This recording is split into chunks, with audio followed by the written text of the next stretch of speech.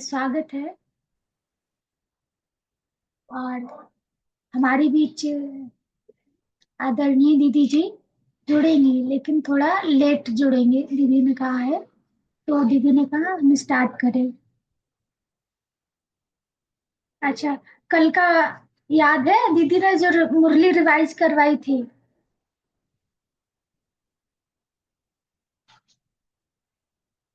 आप सबके पास तक आवाज क्लियर पहुंच रही है?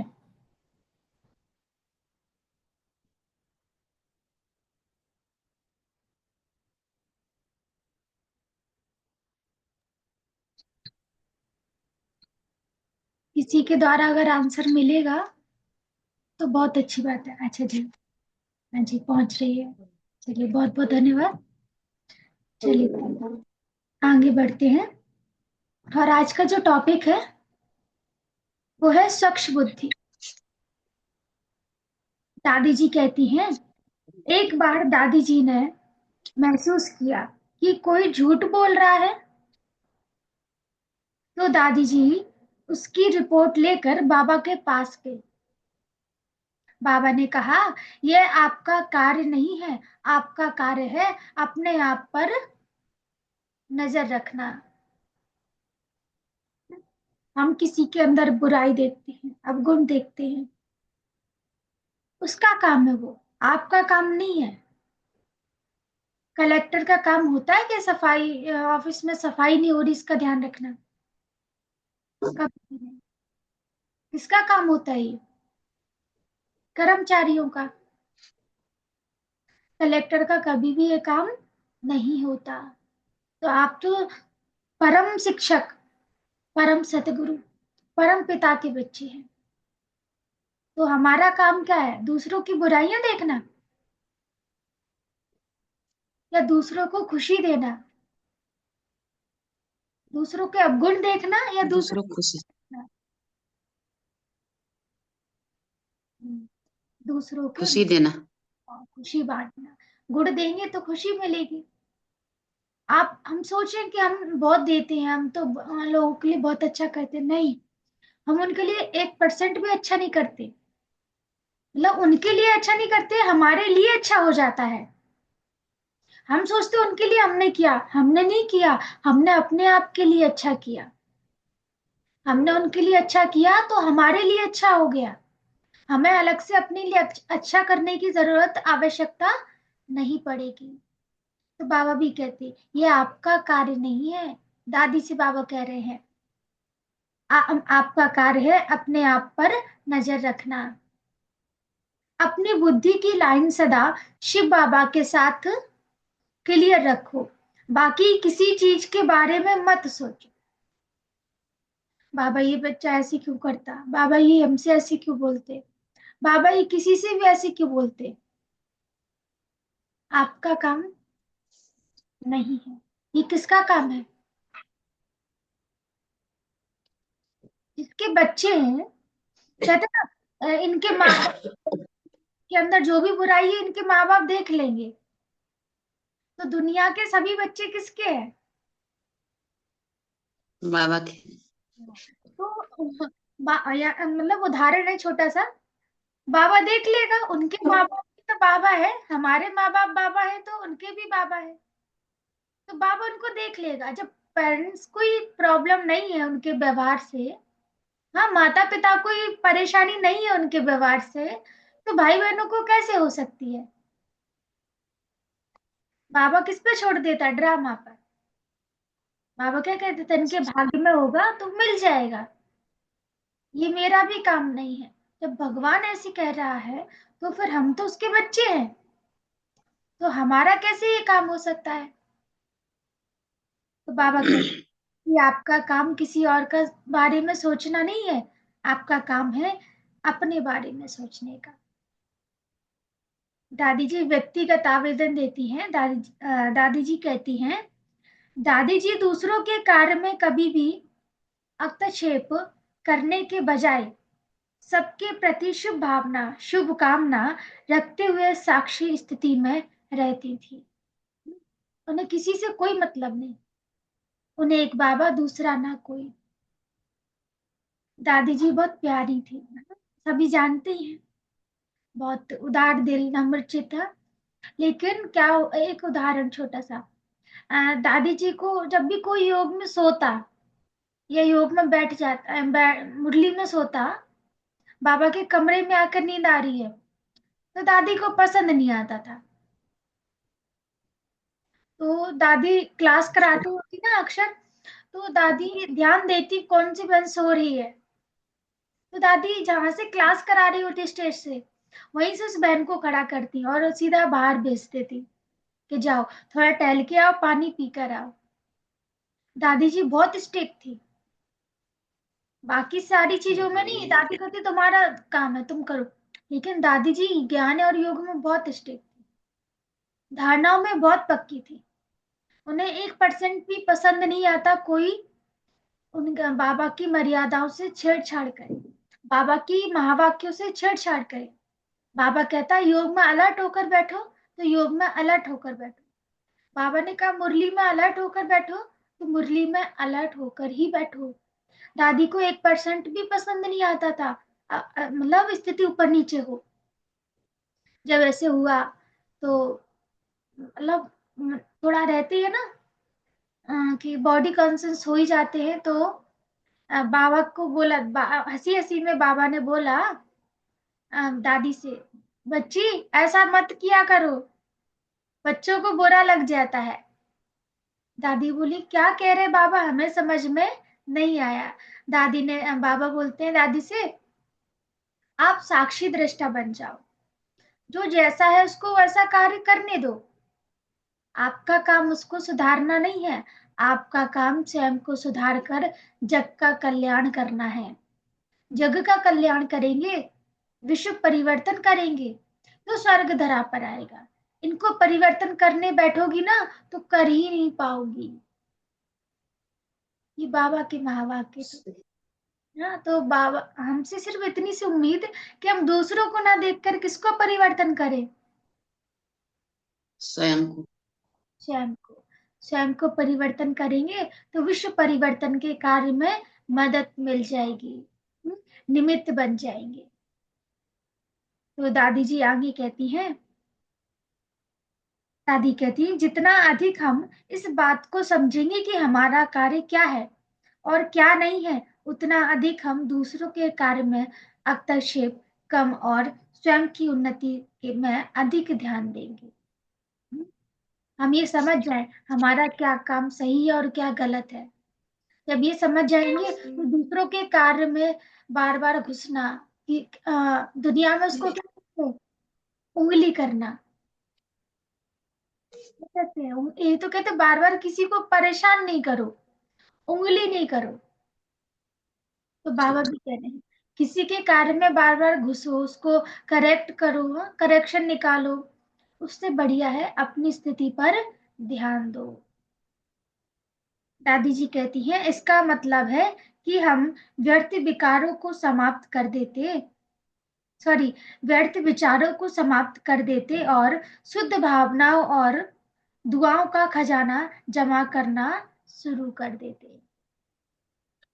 इससे हमारी बुद्धि की लाइन क्लियर यानी स्पष्ट रहती, हमारा गहरा संबंध एक बाबा से है, बाबा के साथ जुट जाता है, और हम विश्व के सेवा के निमित्त बन जाते हैं। विश्व की सेवा के निमित्त तभी बनेंगे जब हम किससे बुद्धि का तार जुड़ा हो।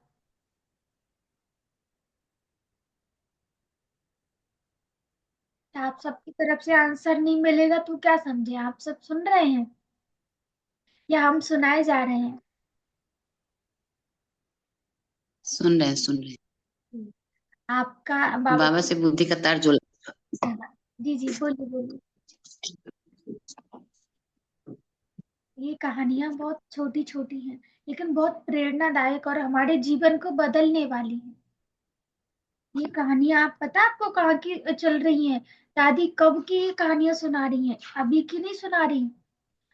भारत का और पाकिस्तान का बंटवारा हुआ तब की भी नहीं है, ये उससे भी पहले की है, कराची की। ये 1939 की है। बहुत पुरानी पुरानी है। तो यही है कि जब दादी हमें अपने अनुभवों से कुछ बता रही हैं तो हमें सुनना चाहिए। हाँ, यह धारण। आपको पता है एक बहन को कुछ नहीं समझ में आता था, उसे मुरली भी नहीं समझ में आती, उसे याद बाबा की याद भी समझ में नहीं आती, लेकिन उसे एक बात समझ में आती, मुझे बाबा के सामने बैठकर बाबा से बातें करनी है। अभी दूसरा टॉपिक स्टार्ट होने जा रहा है। इसका टाइटल है यज्ञ के सच्चे रक्षक कौन। कौन सा टाइटल है? यज्ञ के। यज्ञ के सच्चे रक्षक। हाँ हाँ, जी जी। सच्चे रक्षक कौन? हाँ जी। ये ब्रजकोटी की बात है। 1950। दादी जी कहती हैं, कराची छोड़ने के बाद, जब दादी कराची छोड़कर यहाँ भारत में आ रहे थे, कराची छोड़ने के बाद जब यज्ञ ब्रजकोठी माउंट आबू में आया तो यज्ञ में सीमित मात्रा में साधन थे। एक बार बेगरी पाठ के दौरान दादी जी की तबीयत ठीक नहीं थी और दादी जी को आराम की जरूरत थी। जब बाबा कहते हैं, जब वह अपने कमरे में योग कर रही थी तो दादी जी के मन में एक शक्तिशाली संकल्प उठा।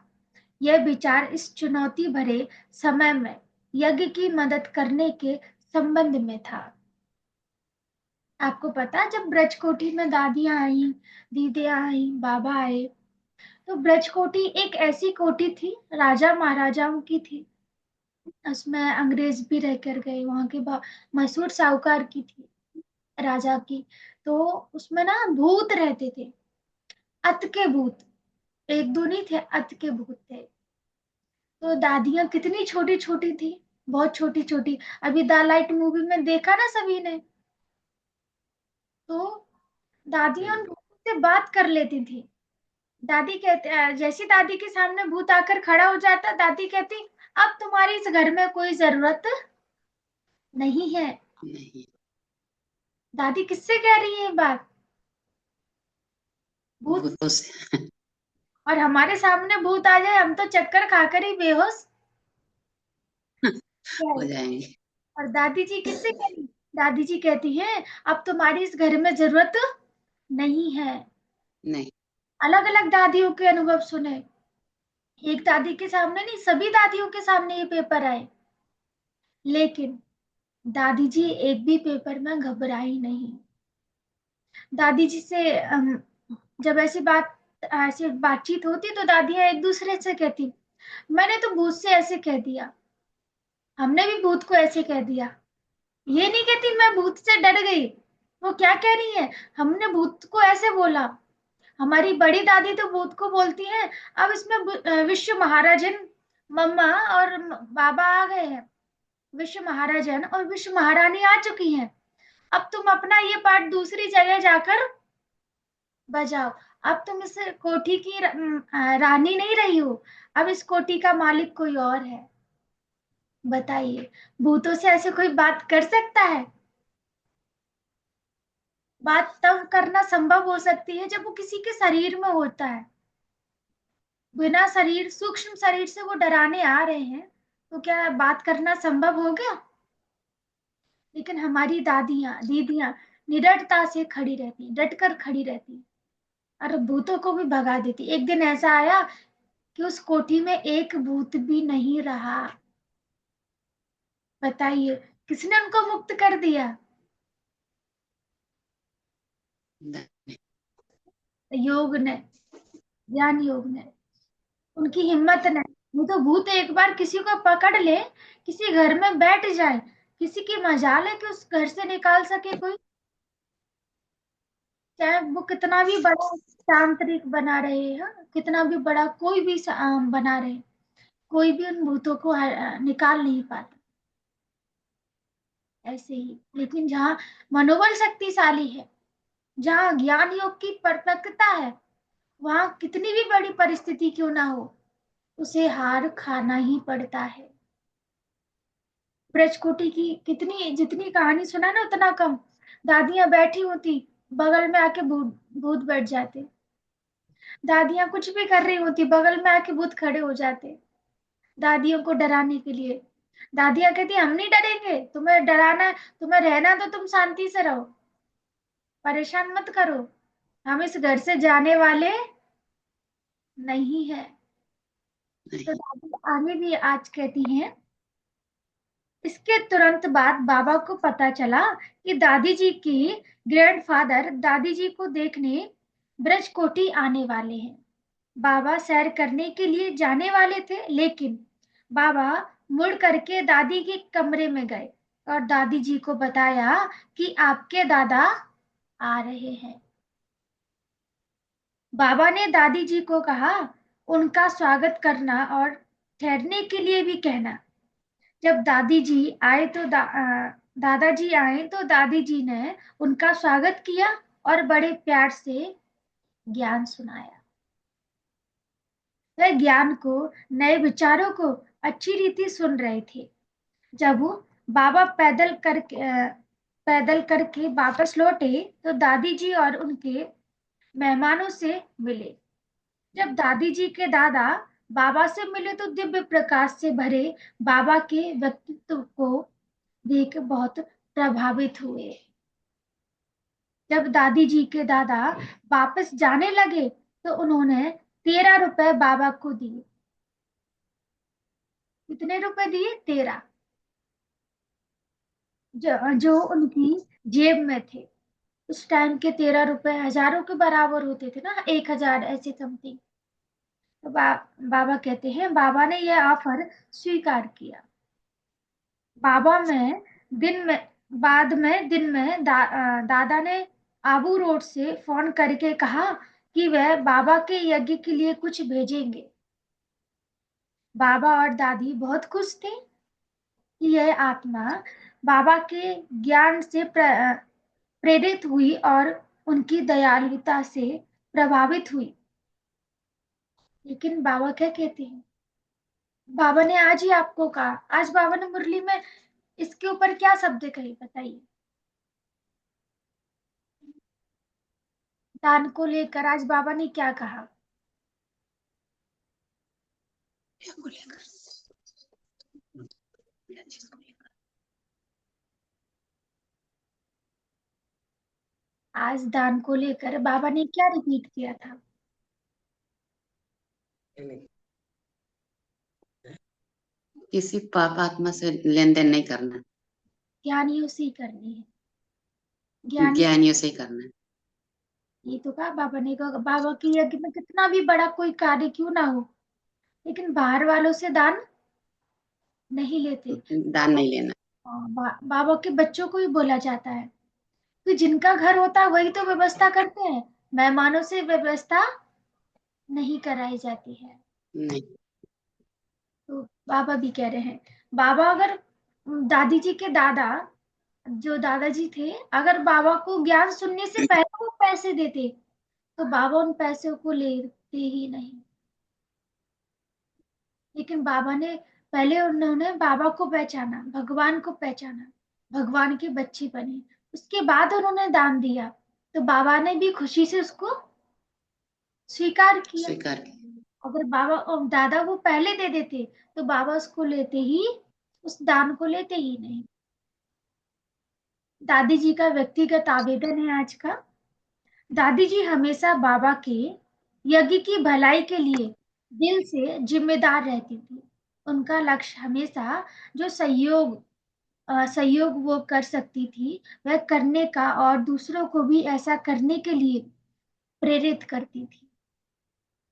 बाबा से जो प्यार और शक्तिशाली पालना हमें मिल रही है, उसके रिटर्न में हम भी यज्ञ के सच्चे रक्षक बन सकते हैं। हम कहते बाबा हमें दिव्य बुद्धि देता, बाबा हमारी कितनी प्यारी पालना करता, बाबा हमारे लिए कितना सोचता। आप जहां याद करें वहीं बाबा खड़ा है आपके लिए। तो क्या आपका फर्ज नहीं बनता आप बाबा की सेवा में तत्पर रहे? आपका फर्ज नहीं है कि आपका, कहते ना कहकर निकल जाते, ये देखो कैसे सेंटर पे सामान पड़ा है, ये देखो कैसे सेंटर की मतलब साफ सफाई नहीं है, मतलब कोई भी चीज, किचन हो, हॉल हो, और भी अन्य जगह हो, लेकिन हम कहकर निकलने के लायक नहीं है। बाबा ने कहा आपका घर है, आप सच्चे रक्षक बन तभी हैं जब आप बाबा की यज्ञ की संभाल करें। अपने घर की संभाल तो सब करते हैं, करते हैं ना। देखिए एक लड़की की जब शादी करनी होती है तो उसे बचपन से तैयार किया जाता है, तुम्हें ससुराल में जाके ऐसी बात करनी है, तुम्हें ससुराल में जाके हर काम ऐसे करना है, ऐसी हर चीज संभालनी है, उसे तैयार किया जाता है, एक तरीके से कहे ट्रेनिंग दी जाती है उसे। जो बाबा के बच्चे बनते, बाबा की अर्धांगिनियां बनते, शिव शक्ति बनते, उन्हें ऐसी कोई ट्रेनिंग नहीं दी जाती, लेकिन फिर भी उनको कितना संभालती हैं। आप एक घर का कार्य करने में थक जाते हैं, बाबा के सेंटर पर रहने वाले आप सबकी जिम्मेदारी उठाते हैं। गुरुवार को क्या आप सब टाइम पर पहुंचते हैं, लेकिन उससे पहले आपको साफ सफाई मिलती है। आप सब जब पहुंचेंगे आपको भोग तैयार मिलेगा, उससे भी पहले उनकी स्थिति तैयार मिलेगी। इतना सब करते, इतना सब संभालते, वो उनकी स्थिति कैसी मिलेगी? एक रस, एक एक स्थिति, और हर्षित मुख, चेहरा स्माइली। कभी देखा किसी दीदी को रोते हुए? कभी किसी दीदी के, आप किसी दीदी के पास पहुंचे हो, दीदी उदास हो, दीदी बुखार में भी होंगी, दीदियां बीमार भी होंगी, तो भी आपके, आप जो परेशानी लेके जाएंगे उसका निवारण वो आपको दे देंगी। तो आपका फर्ज बनता है बाबा की यज्ञ की संभाल करना। आपका कर्तव्य है कि आप बाबा की सेवा में तत्पर रहें। आपका अधिकार है बाबा की सेवा करना। हाँ, तो जितना हो सके एक पल भी अगर हमें मिलता है तो बाबा की सेवा जरूर करें। बाबा ने एक मुरली में कहा था, मनसा वाचा कर्मणा, तीनों का बैलेंस रखो। मनसा तो मनसा दान सदैव करते रहते हैं, इतने ज्ञानी योगी तो हम हैं कि सदैव हर किसी के प्रति शुभ भावना शुभकामना रखें। और वाचा से हम ज्ञान सुनाते ही रहते हैं, कोई ना कोई मिलता ही है, कहीं ना कहीं मुरली भी सुना लेते हैं, पढ़ लेते हैं, ये भी एक सेवा है। और रही कर्म, तो कर्मना से हम कैसे सेवा करें? बाबा आपको ये नहीं कहता आप नहीं, आप बीमार हो तो भी करो। बाबा कहता है जब आप ठीक हो, जब आपका मन चाहता है आप बाबा की सेवा जरूर करो, टाइम जरूर निकालो। अपने घर के लिए टाइम निकालते हैं ना सेवा के लिए, ऐसे ही बाबा के यज्ञ के लिए भी टाइम निकाले। मन से दान देते हैं तो मन तंदुरुस्त होता है, यानी कि डिप्रेशन, बुराइयां और भी सारी चीजों से बचे रहते हैं। और वाचा से हम दान देते हैं तो हमारी वाणी मधुर बन जाती है। और रही कर्मणा की बात, अगर हम कर्मणा से बाबा की सेवा करेंगे तो हमारा शरीर स्वस्थ रहेगा, इस बात की गारंटी बाबा लेता है। तो आज से दादी जी की इस छोटी सी कहानी से इतना एक संकल्प ले ले, कुछ नहीं तो हम 10 मिनट बाबा की यज्ञ की संभाल करने जरूर पहुंचे, या जब जाते हैं तब करें, लेकिन हम 10 मिनट बाबा की यज्ञ की संभाल के लिए, करुणा सेवा के लिए जरूर जरूर और जरूर निकालें। चलिए, आप सब जुड़े, आप सभी ने धैर्यता पूर्वक सुना, उसके लिए आप सभी का बहुत बहुत धन्यवाद। बाबा का बहुत बहुत धन्यवाद। अभी हम चलते हैं बाबा की मीठी सी याद की ओर। ओम शांति।